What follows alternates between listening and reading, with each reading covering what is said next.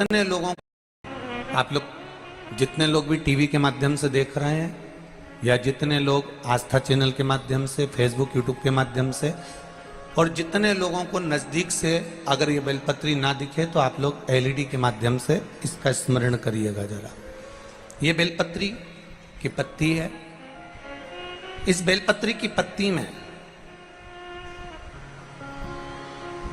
धोने के बाद भी, साफ करने के बाद भी अगर बेलपत्री की पत्ती में कहीं चक्र रह जाता है या बेलपत्री की पत्ती में नीचे गदा रह जाती है, डूठ रह जाती, और वो डूठ वाली, वो चक्र वाली बेलपत्र यदि हम समर्पित करते हैं तो उसका पुण्यता हमारे खाते में नहीं आता। चक्र कैसा और गदा कैसी, डूठ कैसा। बेलपत्री की पौधे की डंडी में से बेलपत्री तोड़ी तो नीचे डूठ रह जाता, देखा है ना माताओं? जम के बोलो जरा, देखा है सबने?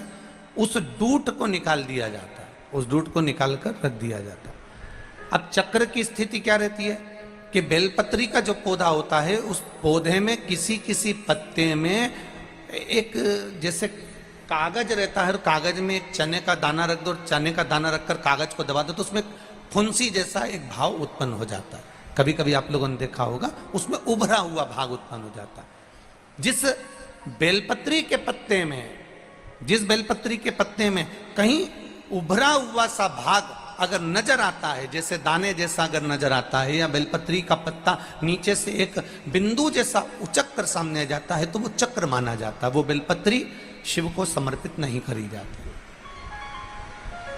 और यहां तक शिव महापुराण की कथा कर रही है, अगर आपके पास में नूतन कोई बेलपत्र नहीं है, आप किसी जगह से बेलपत्र लेकर नहीं आए हो, बेलपत्र आपकी थाली में नहीं है, पूजन की थाली में नहीं है, शिव महापुराण यहां तक कहती है कि शंकर भगवान पर चढ़ी हुई बेलपत्र उठाओ, उसको धो और वापिस उसको हाथ में लेकर देवाधिदेव महादेव से अपने हृदय की बात कहकर वो बेलपत्र वापिस शिव जी को समर्पित कर दो। शिव उसको स्वीकार कर ले, शंकर उसको स्वीकार कर ले।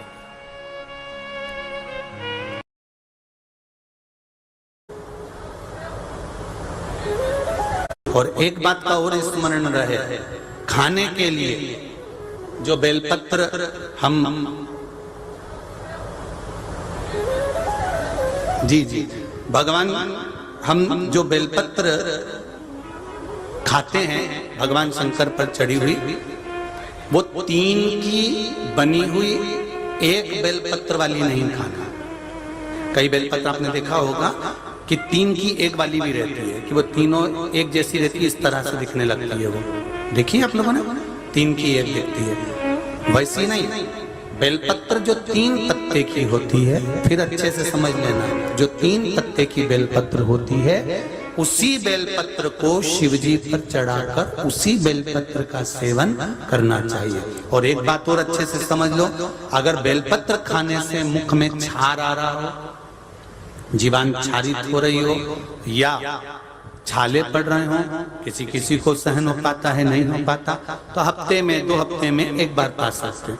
वो भी हो तो बेलपत्र को सुखाकर या बेलपत्र की गोली बनाकर पानी से निगल भी सकते हैं, पर उसका जो प्रयोग है, उसका जो आनंद है, वो आनंद ही दे, उसका फल मिलेगा।